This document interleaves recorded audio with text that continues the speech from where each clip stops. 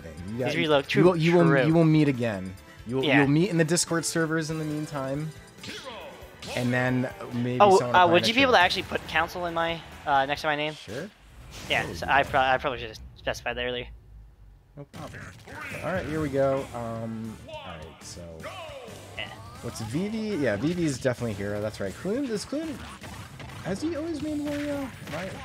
He's been playing a lot more Wario. Like, there was a time where he was just kind of solo focusing Yoshi, but now he's been playing a lot more Wario and Sonic. Because I just feel like, you know, like for certain matches, I feel like he's starting to not like either enjoy or see as much success with Yoshi, and I feel like it's really working out for him. Because like, I did see BDB fight Vivi earlier, like earlier in the week, or I think last week, and Vivi kind of took it handily because BDB as his whole playstyle does kind of struggle versus zoners, but right now, Clune, on the contrary, is actually really good for zone. I feel like he can do well versus a lot of zoners because he's just he's somehow, like, without a projectiles, willing to out camp people with projectiles. I don't understand it.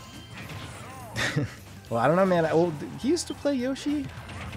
No, he still plays a lot of Yoshi. Okay, so because I mean that might have something to do with it. I feel like Yoshi's really slippery against projectiles and stuff, and maybe that's that kind of thing just sort of sticks with you. But in any case, keeping things pretty close.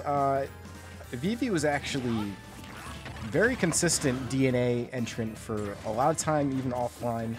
A couple onlines, maybe. Probably not that many, but this hero is pretty good.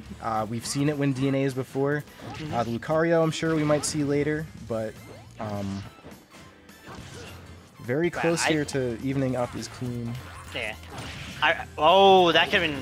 If he reacted to how low that sent earlier, he could actually downer up smash. He would have just barely had enough frames to do it. Yeah, you didn't think forget it.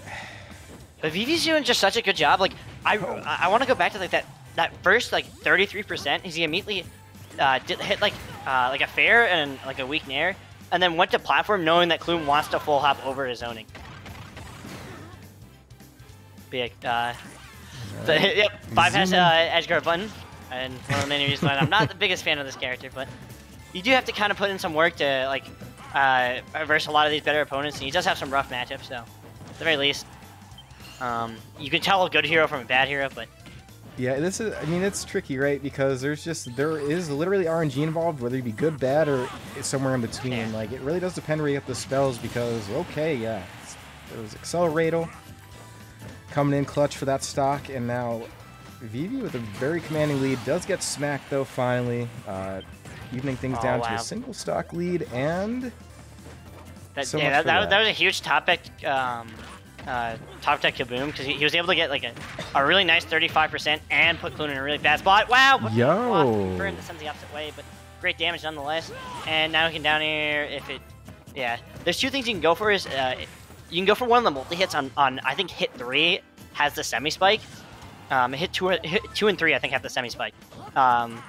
Hit 4 I don't think does, but or you can try to connect hit 4 and hit 5 to get to send away.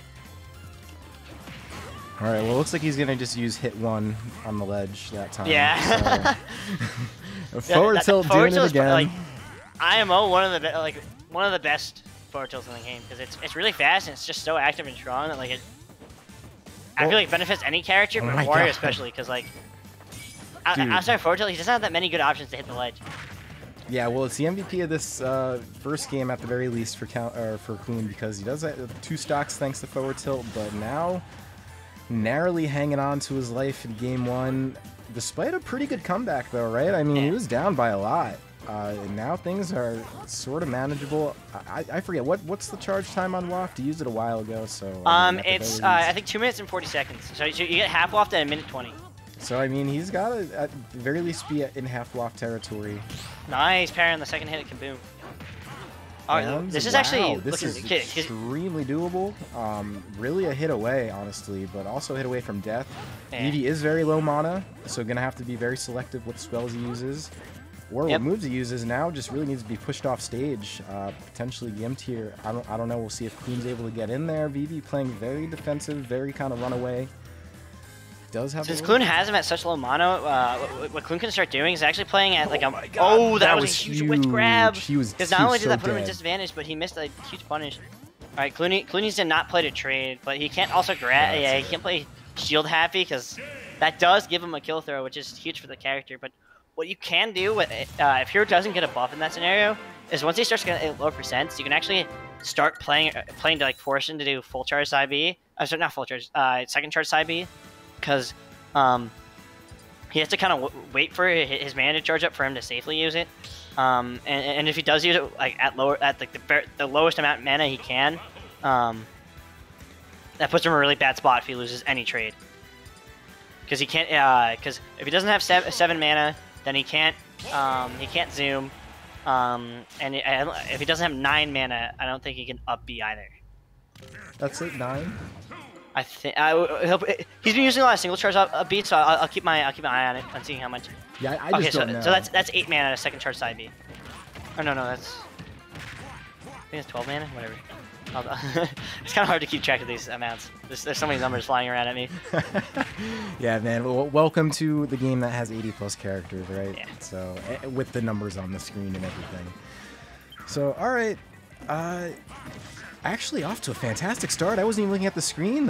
Clune looking to take stock number 1 from Vivi already. Look, sizing up that forward tilt, and I don't see a reason why not. Very good stuff for yeah, sorry to cut you off, but I really liked how he played the ledge there, because he threw out a couple of early hits to try to like telegraph that he wanted to kill then and there, and then he immediately started playing a little bit more defensive at the ledge, just so that way Vivi wasn't quite too sure of how whether Clune was going to try to preemptively hit his getup or react to the getup, and it eventually let Vivi to trying to swing at a disadvantage in a bad spot.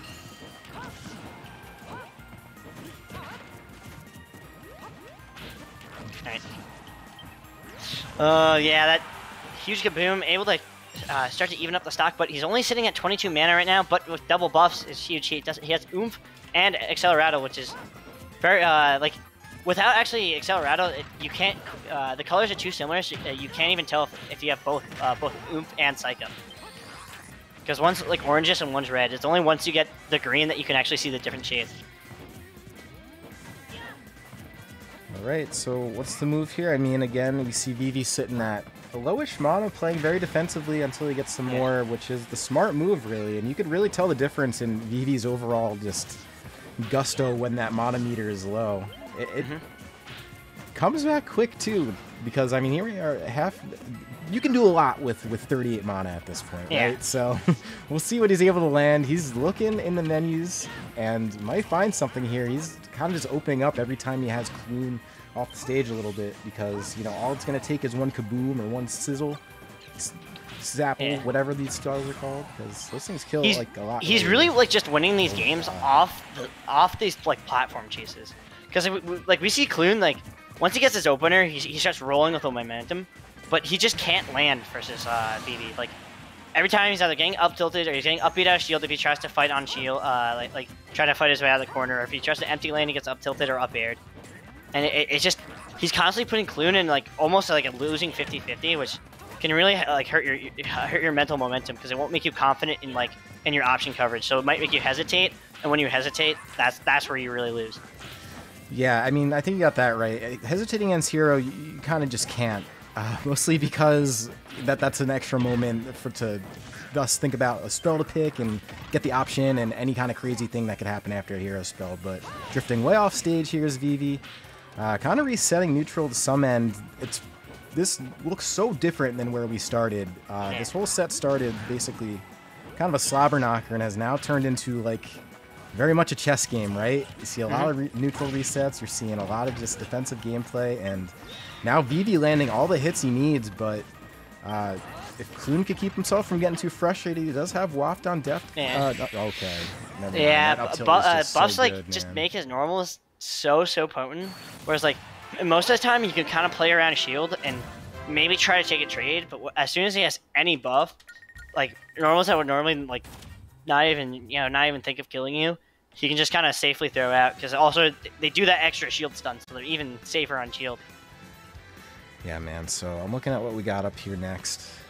Good effort, by the way, from Clune. That was actually looked like it was going to be a